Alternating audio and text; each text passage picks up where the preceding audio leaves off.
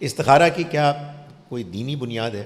دیکھیں، اتنی بات معلوم ہوتی ہے کہ نبی اکرم صلی اللہ علیہ وسلم نے باقاعدہ استخارے کی دعا سکھائی. وہ ظاہر یہ رپورٹ ہے، آپ کہہ سکتے ہیں یہ ہسٹری ہے، لیکن اس دعا کے جو الفاظ ہیں وہ بعض اوقات ہوتا ہے نا کہ آپ سٹیٹمنٹ پڑھتے ہیں اور آپ کو ایک تو کافی ریلائبل سورس لگتی ہے، اور ایک وہ بات بھی ایسی دل کو لگتی ہے کہ آدمی کہتا ہے یہ تو بات ٹھیک ہی ہوگی. سو وہ اصل میں دعا ہے، ذرا سے فرق کے ساتھ الفاظ کے. وہی دعا کئی طریقوں سے آئی ہے. اس دعا میں آپ جو کچھ مانگتے ہیں اس کو آپ مانگیں اللہ سے، نماز کے بعد مانگیں، نماز پڑھے بغیر صبح و شام، یعنی نماز کے علاوہ میں کہہ رہا ہوں، پڑھے بغیر نہیں، نماز کے علاوہ آپ اس کو مانگیں.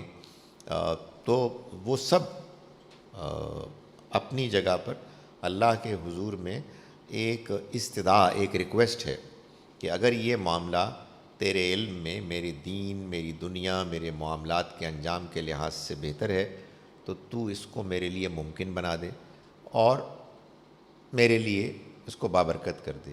کنورسلی اگر یہ ان اعتبارات سے برا ہے تو اس کو مجھ سے اور مجھے اس سے دور کر دے اور میرے لیے خیر کو برآمد کر دے جہاں کہیں بھی وہ ہو اور مجھے اس سے راضی کر دے. تو بہت ہی عمدہ، بہترین، پاکیزہ دعا ہے.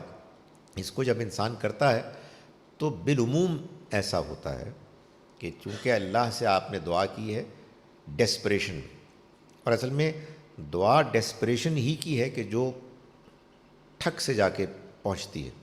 یعنی وہ اللہ تعالیٰ نے خود بیان فرمایا قرآن مجید میں کہ امن یجیب المضطر اذا دعاہ، بھلا وہ ذات، یعنی اللہ کی ذات، کہ جو قبول کرتا ہے دعا کو اس کی کہ جو مضطر ہے، بے قرار ہے، ڈیسپریٹ ہے.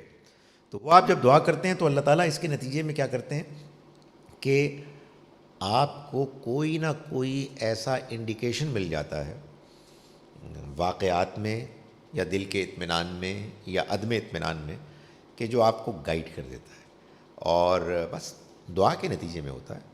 اور اس کو کوئی کرنا چاہے تو کر سکتا ہے، لیکن اس کو ضرورت کے تحت کرنا چاہیے، نہ کہ یہ کہ صبح و شام آدمی یہ سوچے کہ میں آج دفتر جاؤں کہ نہ جاؤں، استخارہ کروں. اس کے نتیجے میں ظاہر ہے کہ اللہ تعالیٰ پھر آپ کو استخارے کے مس یوز کی بنیاد پر ہو سکتا ہے رسپونڈ نہ کرے.